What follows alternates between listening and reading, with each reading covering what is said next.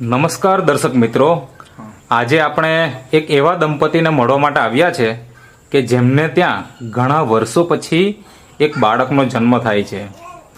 તો આપણે એમના પરિચય સાથે જાણીશું કે એમને રિઝલ્ટ મળ્યું કેવી રીતના, અને એ રિઝલ્ટ મળવા પહેલાં એમણે શું શું ટ્રીટમેન્ટ કરાવી અને કેટલા રૂપિયાનો ખર્ચો કર્યો એ પણ આપણે જાણીશું. અને સૌથી મહત્ત્વની વાત તો એ છે કે આજે બાળક જન્મ થયો અને કેટલા મહિના થઈ ગયા? 9 મહિના. તો 9 મહિના પછી અમે મળી રહ્યા છે. તો સૌપ્રથમ તમારો પરિચય આપજો. શું નામ છે તમારું? ભૂપેન્દ્રભાઈ દિલીપભાઈ પટેલ. અને તમારું નામ? દીપિકાબેન ભૂપેન્દ્રભાઈ પટેલ. હા. હવે તમારું ગામ કયું? દસવાડા. દસવાડા. એટલે તાલુકો કયો? પારડી ને? અને જિલ્લો વલસાડ. હા.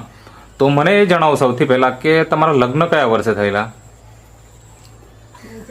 2021માં. અને અત્યારે ચાલે છે 2025, બરાબર ને? અને અત્યારે 10મો મહિનો ચાલે છે અને બાળકના 9 મહિના થઈ ગયા, એટલે કે લગ્નના 4 વર્ષ પછી આપણે ત્યાં બાળકનો જન્મ થાય છે, બરાબર ને? તો મને એ જણાવો કે અત્યારે તો આપણે તે બાળક છે, પણ જ્યારે લગ્ન થયા પછી કયા વર્ષથી તમે ટ્રીટમેન્ટ ચાલુ કરી હતી એ થોડીક વાત કરો. બીજા વર્ષથી. અચ્છા.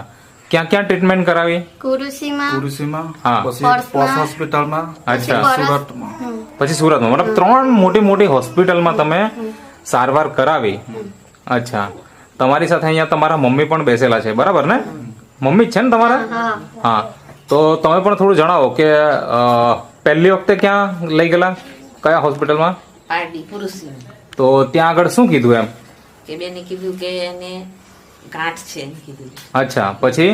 પછી ગાંઠ પીગળવાની દવા બી આપી. હા. પછી 1 મહિનો પીગળવાની દવા આપી, પછી પીગળી નથી. હા. પછી એને કીધું કે આપણે ઓપરેશન કરાવવું પડશે. હા. પછી ઓપરેશન કરાવ્યું, પછી બી રહ્યું નથી. અચ્છા. એટલે ગાંઠ હતી, પીગળા માટે દવા આપી, પછી ઓપરેશન પણ કરી નાખ્યું. ઓપરેશન પણ કરાવ્યું, પણ આપણને રિઝલ્ટ મળ્યું નહીં. પછી શું કીધું? પછી શું કીધું, અમે છોડી દીધું. પછી અચ્છા. અહીંયા કેટલા સમય સારવાર કરાવેલી? 2 વર્ષ. 2 વર્ષ. ઓકે. અને પછી ક્યાં ગયા? સ્પર્શમાં. ત્યાં શું કીધું? કે 2 મહિના કોર્સ કરો પછી આવી જાય રિઝલ્ટ. એટલે શું પ્રોબ્લેમ એમ કહેતા હતા ત્યાં? એ તો બીજ ના બને.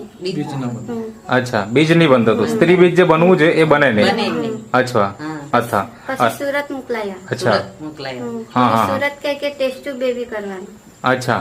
મતલબ જો પહેલી વખતે આપણે જે હોસ્પિટલમાં ગયા ત્યાંથી પછી આપણે બીજી હોસ્પિટલમાં, અને ત્યાંથી ભલામણ કરી કે હવે સુરત લઈ જવો એમ. સુરત લઈ જાવ. અચ્છા. તો સુરત કેટલા સમયે ટ્રીટમેન્ટ કરાવી? તો 4 મહિના હે. 6 6 મહિના. મહિના. અચ્છા. તો બી તો રિઝલ્ટ નહીં મળ્યું. ત્યાં શું કહેવાનું હતું? કે તમારે આ કરવું પડે એમ કે ટેસ્ટ બેબી કરવું. હા. ટેસ્ટ ટ્યુબ બેબી માટે કીધું. કીધું. બીજું કોઈ પહેલા સારવાર કરી કે નહીં કરી ત્યાં? કરી. 6 મહિના. કરી. એટલે કોર્સ કર્યો એમ, આમ દવા ચાલુ કરી બધી. હમ. એમાં એ લોકો એટલે ત્યાં પણ એ જ કહેતા હતા કે સ્ત્રી બીજ નથી બનતું, એવું જ કહેતા હતા? નહીં. અચ્છા. મતલબ કે બધી જ જગ્યાએ એક જ સરખો આપણને જવાબ મળતો કે સ્ત્રી બીજ નથી બનતું, બરાબર ને? અને એના કારણે તમને એવું કીધું કે ટેસ્ટ ટ્યુબ બેબી કરાવવું પડશે. મને જણાવો કે આ જયારે 3 હોસ્પિટલમાં ગયા તો ખર્ચો કેટલો થયો? 5-6 તો થઈ ગયા. 5-6 લાખ રૂપિયા થઈ ગયા. 6 લાખ રૂપિયા થઈ ગયા. અચ્છા. હમણાં આ પુરુષીમાં આવ્યા અને આ ડિલિવરી થયા ત્યારે અમારે 70,000 થયા. પછી આ બધો એ તો બરાબર, પણ આ જો આપણે પ્રેગ્નન્સી નથી રહી ત્યાં સુધીમાં કેટલો ખર્ચો કરેલો હશે અંદાજે? 5 તો થયા. 5 લાખ રૂપિયાનો ખર્ચો તમે કરેલો હતો, બરાબર? પણ આપણને રિઝલ્ટ કોઈ મળેલું નહીં. હવે જયારે આટલો બધો ખર્ચો કરીએ અને રિઝલ્ટ નહીં મળે તો આપણે હતાશ થઈ જાય, નિરાશ થઈ જાય. હવે શું કરીએ એમ? તો હવે તમારી તે વખતે શું તૈયારી હતી? ટેસ્ટ ટ્યુબ કરાવવા માટે તમે તૈયાર થઈ ગયેલા કે કેવું? તૈયાર થયેલા. હા, તૈયાર. કેટલો ખર્ચો કરેલું એમ? એટલે કેટલી વખત કરેલું? એક જ. એક વખત. અચ્છા. અને પાછું બીજી વખતે કરવાના હતા હજી?